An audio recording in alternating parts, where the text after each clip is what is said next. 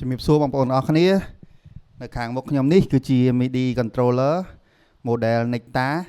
61 key GX ហើយនិង Nectar SE អូខេឥឡូវបងប្អូនយើងមើលរៀងផន GX ហើយនិង SE សិនមកអូខេនេះគឺជារៀងរបស់ GX ហ្នឹងហើយ GX ហើយនឹងខាងក្រោមនេះគឺជា SE អញ្ចឹង SE យើងមាន line ពណ៌ក្រហមស្អាតមែនតើអូខេអញ្ចឹង key របស់ SE គឺ key ដែលអត់ពេញទេ key មានបន្លោះអញ្ចឹង key នេះសម្រាប់ lead សម្រាប់ផ្សេងអីឬក៏យើងប្រើទូទៅអូខេអញ្ចឹងយើងមើល function របស់ SE ទាំងអស់គ្នាយើងមាន pitch យើងមាន vibrato ញ័រ octave ហើយនឹង transpose ហើយនឹង volume អូខេឥឡូវយើងងាកមកមើល GX វិញ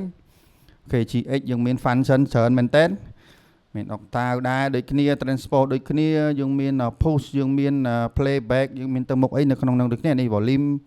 ហើយនឹងជាពិសេសគឺ key របស់ GX បងប្អូនយើងទេសនាមើលពេញហ្មងពេញបបហ្នឹងហើយអានេះពេញបបអញ្ចឹងបងប្អូនយើងដឹងហើយអ្នកលេង keyboard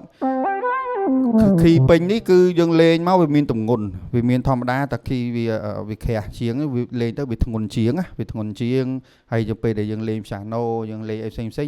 វាមាន velocity ដៃវាធ្ងន់ជាងហ្នឹងហើយធ្ងន់ជាង SE បន្តិចអញ្ចឹង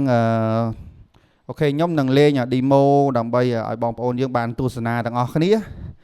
តម្លៃសមរម្យមែនតើហើយនឹង